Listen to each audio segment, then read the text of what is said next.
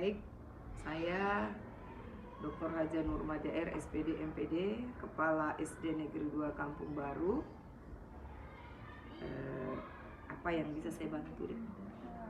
Yang pertama itu yang saya tanyakan, gaya kepemimpinan seperti apa yang diterapkan di sekolah ini dan bagaimana pengaruhnya terhadap kinerja guru?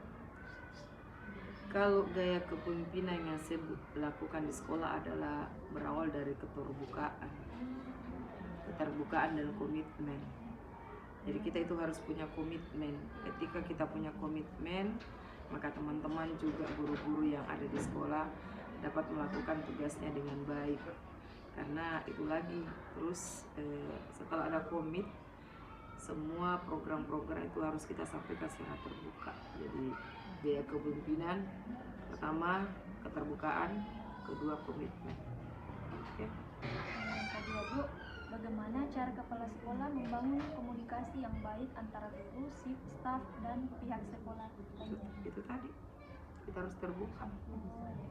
Ketika kita tidak terbuka, bahwa kegiatan itu tidak akan bisa berlangsung. Jadi transparansi, akuntabel itu penting. Oke. Ketiga Bu, apakah guru dilibatkan dalam proses pengambilan keputusan sekolah? Iya. Kalau iya, seperti apa bentuk keterlibatan?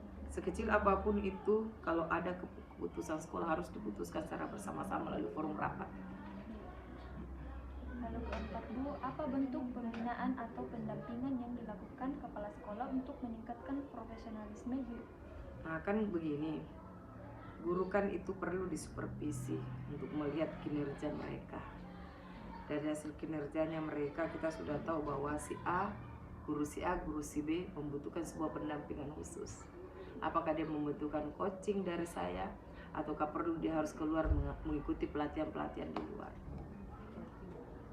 Terus yang kelima Bu, bagaimana strategi kepala sekolah dalam memotivasi guru agar semangat mengajar dan berinovasi di kelas?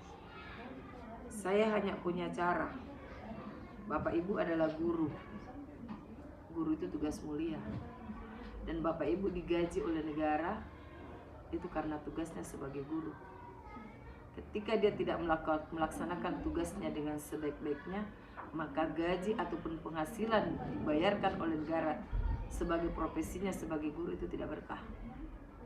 Jadi satu saja kalimatku saya. Kalau mau penghasilan Bapak Ibu sebagai guru berkah, maka laksanakan tugasmu dengan penuh tanggung jawab. Karena di situ titiknya. Lalu yang keenam Bu, bagaimana pelaksanaan supervisi pembelajaran di sekolah ini, jadwal pelaksanaan dan prosedurnya? Supervisi itu dilakukan, sekarang kan dia sudah berbasis aplikasi, itu sudah berbasis tahunan. Tetapi meskipun supervisi yang dalam aplikasi itu berbasis 1 tahun, tapi saya tetap melaksanakan supervisi itu minimal itu 4 kali dalam setahun. Itu bahasa minimal. Maksimal 4 kali setahun. Karena semester 1. Nah, kalau saya di sini biasa kan ada pendampingan secara tidak resmi, secara tidak formal. Kalau supervisinya itu saya laksanakan setiap semester, jadi 2 kali dalam 1 tahun, semester 1, semester 2. Tapi kalau observasi secara hampir tiap hari di sini diadakan supervisi yang tidak terikat oleh jadwal. Tapi kalau jadwalnya ada, jadwalnya itu sekali 1 semester, ada jadwalnya. Dan kita juga tidak boleh kalau dia supervisi resmi itu tidak boleh kita turun kalau tidak ada jadwal. Kita harus memang ada perjanjian kerja dengan mereka.